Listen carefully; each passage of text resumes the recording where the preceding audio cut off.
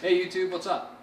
Figured we'd do an update on the YXZ, Turbo YXZ, and then also my buddy's other XTR YXZ that has the SBD kit on it, some accessories. So a lot of you guys have seen the video of the dyno build and dyno tuning of this, and there's been a lot of changes since then. If you saw the video just before this, you saw that we just went to the dunes and I haven't even cleaned it yet. So I figured, why not show it in its dirty raw form, how it comes after a weekend of dune riding. We had a little bit of wet weather at the end, but not a big deal, so the stuff is sticking pretty good on here. I'll do another video later of how I wash it and clean it and some tricks and tips.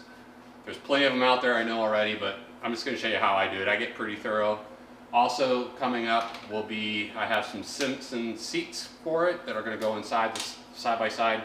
And also Weller springs, all new springs all the way around, because currently the springs, the factory springs with all the added weight just aren't cutting it. I don't know if you noticed in my video, me in the dunes, you can see me, kicking the back end up really high. It's because I have so much preload in the rear of the spring to try to get the right height that I want, that it just wants to kick the back end up. So we're going to fix that hopefully with some Weller springs that we ordered that came in. So there'll be a video of that coming up, of the install and how to adjust and their settings, because I found out as well there are brand new settings, brand new instructions that actually came the day I got my springs, which I just got the springs 2 days ago. So fresh stuff, and I'll make sure to have those instructions coming up. Anyway, without further ado, let's get in to what we've changed on the YXZ, some of the lessons we learned on the Turbo, some problems that we had and how we fixed them, and maybe it can help you in some of your builds if you're having some of the same issues as well. Let's crack into it. All right, we'll start at the front here, work our way down and back and across, and however the hell we get this thing figured out. So we have a 40-inch light bar from 4-Wheel Drive King on here. It's a nice light bar for the price, very affordable. Nothing crazy. It actually is pretty bright. I'm pretty happy with it, to be honest with you. Next we have the Crash Off-Road cage, which has obviously saved my butt, as you saw in the last video of my nice rollover. We also took the factory flip-up windshield, which I originally had when I bought the side-by-side, and adapted it to work with the Crash Off-Road cage. And right here I added some stripping here to protect the roll bar powder coating, as well as kind of seal it up and reduce any kind of rattles, and then used quarter turn fasteners to help keep it attached. Only thing we had to do was cut some grooves right here for it to slide up, and as you can see, it almost mates up perfectly. Sorry about that focus there. It almost mates up perfectly at the very top. And I just added a little piece of weather stripping to help that out. Underneath here, I actually put a piece of an old mud flap actually, and cut it up to cover all the wiring and stuff under here. But there's actually a switch panel in there. Can't remember the brand. I'll post it up and you'll see it here in a little bit. But there's several brands out there. They're pretty much all the same, except for some of the ultra expensive. It definitely isn't ultra expensive. Didn't want to go to that route. Can't really see down in there, but there's a horn that I added because to be street legal, I needed to do that. I also used some wraparound turn signal that you usually get for forks on a motorcycle. That's my turn signals that I added to make it legal to make it street legal. Of course, it has the factory XTR winch. Some eBay found shock covers. Then I have, you won't be able to see it in there, but I have the Weller Racing heavy duty tie rods that I added because I actually bent a couple of them already. Let's see, the tires are from GMZ. They are a 30 inch tall tire, and then System 3 off-road beadlock wheels front and rear. Added some, you can kind of see it up in here, the Rocklights 911 911 Fab front fender extensions, which really works. Keeps the mud and water from really entering the cab, even with the windshield off. So that's really nice. Let's see, what else did we do up here? Oh yeah, added the X-Brite mirrors here, the lighted mirrors on both sides. Kind of had a crazy time with them. A lot of them that I would get in would have blems inside the lens themselves. So after about 3 or 4 sets, I finally got a set that was good enough. I mean, there's still a little blems in there, but good enough to use and not worry about. After a while, I just gave up and said, give me what you got. For the price, I'll buy 3 or 4 compared to some of the other stuff that's $700. I just don't have that kind of money to do that. This is not my budget. We also added custom, or you can get these little fender washers, 6mm fender washer dress-up kits, which are really nice in various colors.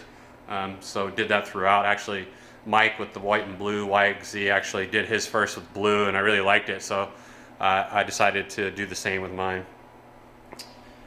Inside, like I said, pretty soon we have seats coming, so the seats are going to change. We're going to have Simpsons seats in here, which is nice. Then we have all the electronics in here. I have a PCI race radio with their Elite system, the intercom system, the Yamaha Adventure Pro GPS, which, by the way, guys, isn't worth the money. I'd buy something else, honestly. It's not that good. I mean, it's good enough to leave bread trail crumbs, you know, so that you can kind of get your way back, but it for supporting a lot of trails, it doesn't have very many, unless it's like a really, like, Jeeps can go on it and type stuff. And then there's a lot of map download issues. It's just, it's not worth the money, guys, just so you know. I also have a AEM CD5 carbon dash that I installed. We have the Weller, Hess Motorsports quick disconnect steering wheel and steering wheel. Really nice steering wheel, really like it. The thickness of the grip and the comfort is really good. It is a like microfiber suede or whatever they call it, Alcantara or whatever they call it crap that's on there. A little concerned about what that's going to look like over time, but to be honest with you, the comfort of the steering wheel, I don't really care as long as it keeps its shape. Have a cell phone mount that I put up there. We're going to be running a power cord USB that will help control that or keep it powered and everything. I'll do a video on that later. Added an X-Brite rear bar or a rear view mirror, so it's a lot wider, and it also acts as an interior cargo light. So I should probably just turn all this stuff on. Give me a second here, guys. So right now we have, so there you go. There's the light, and it really lights it up in here. It adds a lot of light. There's more than enough that I ever need. Mike and Josh, they ran LED strips up on the roof, which also works really well, and a lot less expensive option if you don't want to replace the whole mirror. But since I have this other cage and I didn't provision for mounting the stock rear view mirror in here, I opted to get the aftermarket one and put it in there and kill 2 birds with 1 stone. So, and then you get a closer look of the PCI system, and then there's the dash. And the dash I usually run in several different modes, and you can fully customize it. It's night and day when it comes to the data you can put on. It's super customizable. Really good, but it is a pain in the butt to configure. It definitely takes a lot of time and patience to configure it, and yeah, it tested mine a few times. So underneath the sorry about that, underneath the cover we have the Motec. We also upgraded the battery. We have a different battery in there, which is another challenge in itself. It's an XS battery. It's really close to the size, but not close enough that it's easy to fit. So you actually, what we did is we took heat guns and heated up the battery compartment and then shoved it in there. and we'll figure it out if we have to replace it later. I have my audio jacks right here for my radios, one for passenger, one for drivers. You can see the one right there is popped out, pulled out, because I didn't obviously tighten up the screws good enough. So I'm going to have to, I'm going to super glue it back into the sleeve and then retighten it, and then hopefully it works. If not, then I'll just have to get another cable and replace it. All right, so moving on from the back, or from the interior, kind of coming back up to the back here, we have a LP Engineering fresh air intake system. Works really well. I had to mount mine in this fashion because with the windshield on, the exhaust gases recirculate back up into the cab and kind of get pulled into here and then sucked into my helmet, and it's quite annoying. So I moved it up here. It's helped it out quite a bit. I'm still having some problems with it. If I don't use the windshield, it's not a problem. But I think I'm going to try to either find a different fresh air system, or figure out a way to duct that up and then also prevent somehow a lot of sand and dirt. I don't know. That's going to be another project, but it's on the list of something I want to change. We got the RLB store rear light bar, chase bar, which is really nice. Works really good. Bright. It's actually probably too bright. My friends hate it when I have it on behind them, and they're behind me, so it is what it is.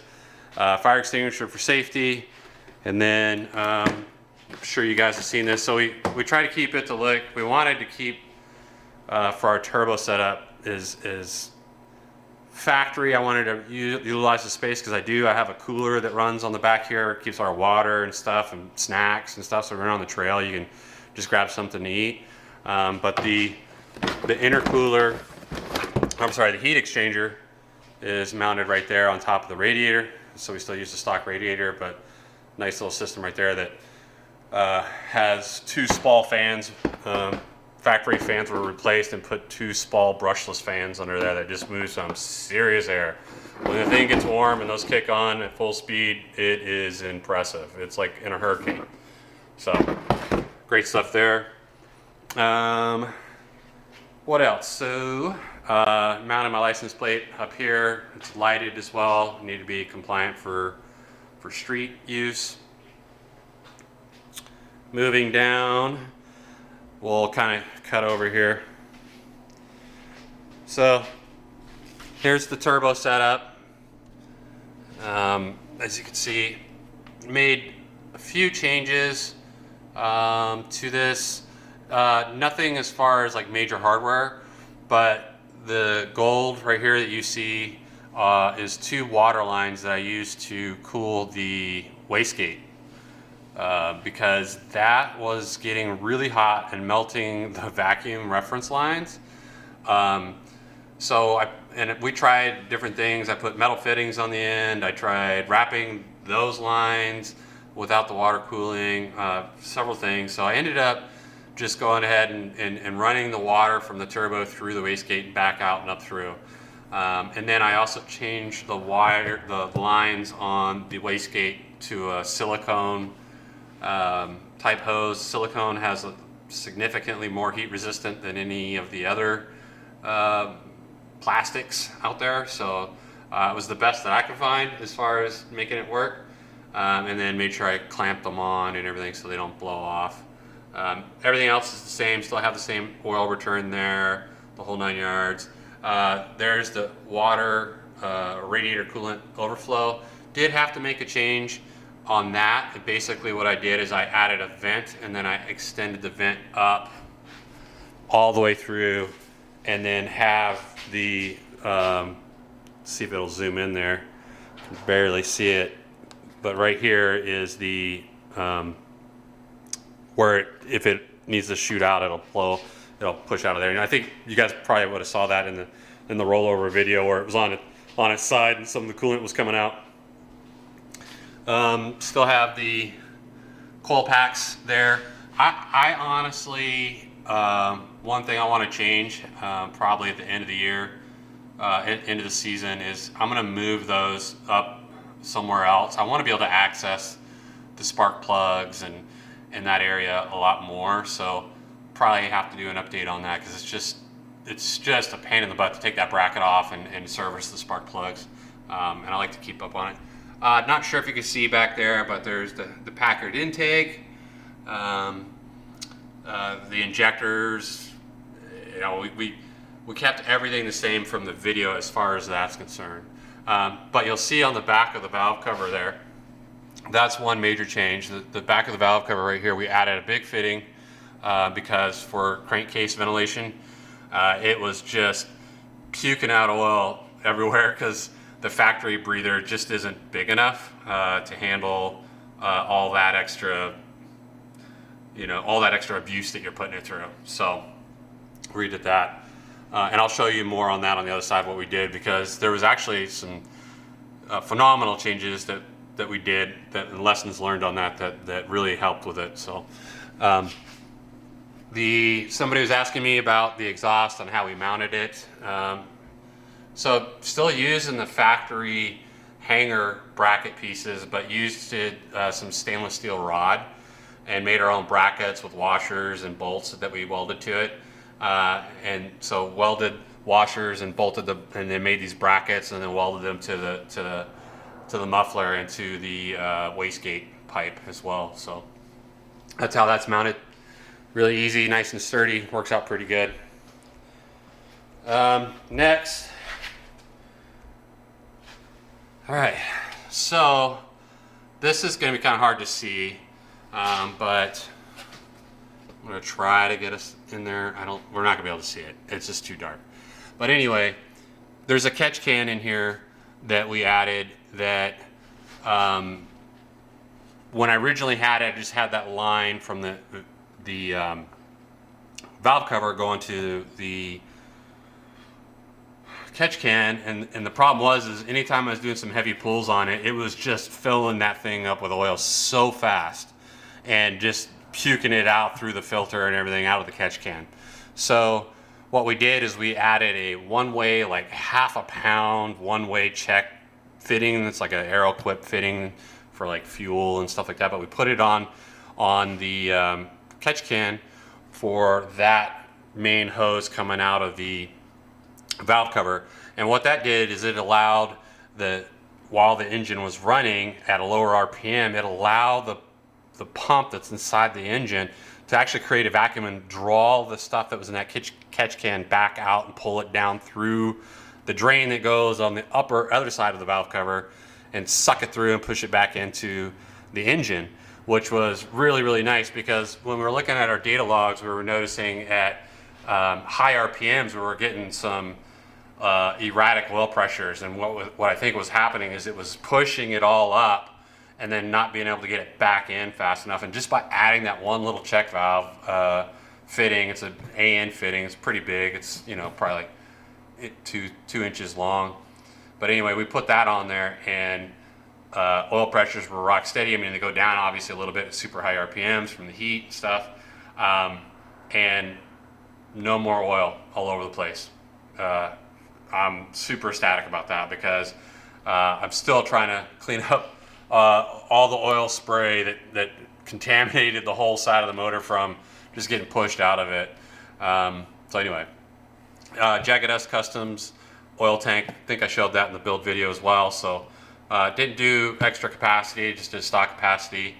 Don't really see why I need extra capacity on this. And after doing those changes, like I mentioned, we've eliminated the oil pressure at high RPM issue. So that was nice. What else? Oh, I added some Waller Racing sway bar end links for the rear. I noticed that when I had the side-by-side on the scales, that the car was really scaled funky, and upon inspection I noticed that this sway bar end link was slightly bent, which was causing to put more force and counterbalance everything. So put new sway bar end links on it, reweighed the vehicle, and it was the back end was practically even. I mean, it's pretty close. It was a lot better than it was. So what happened was it kind of had the frame tweaked a little bit because it was preloading one side because of the bent end link. So replaced that, and then that fixed that problem. So, but yeah, next we'll be putting in the Weller springs. As you can see, there is a ton of preload on these factory springs. I'm well beyond the factory maximum by at least a half an inch, if not more, probably like an inch. And it's causing the, when I go over a jump, as soon as it tries to get any weight taken off of it, it pushes really hard and sends the back end flying. So I'm trying to take care of that. All right, I think that is just about it. Those are the major changes. I'm sure there's some little details here and there that I probably forgot. Also, forgot to mention, we're hoping it'll work out on the 24th of April, which is a Sunday, from 11 to 5 in Monroe, Washington at Venture Motorsports. They're having a dyno shootout. We're already signed up. They're only allowing 20 side-by-sides to be there, so make sure that if you're interested and you're in the area, you want to go, contact Adventure Motorsports in Monroe and tell them that you want to sign up for the dyno. They're giving away prizes. There's 3 prizes: a $500 first prize, $200 second prize, and I think it was a $100 third prize. Entry fee, I think, is like $100. That's just to cover for the time for the tech to hook up the dyno. And they're going to be doing 3 pulls, and it's your best average of your 3 pulls.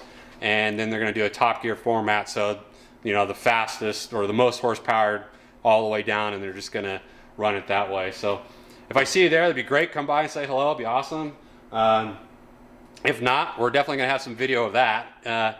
As long as they have enough participants, we'll definitely be doing the video and showing that. If not, maybe we'll just see if we can't tell them, hey, you don't have anybody here, let me get on the dyno and at least take a couple of pulls and see what it does on their dyno, so we can compare numbers, because their dyno is a little bit smaller than the one I was on. The dyno I was on was like a full-size big boy dyno, so it'd be interesting to see if there's any differences or not. Plus the weather will be a little bit different, so maybe it'll be in our favor. But anyway, like I said, thank you so much for watching, sharing, liking, subscribing. Really appreciate it. Keep it coming. We'll talk to you soon.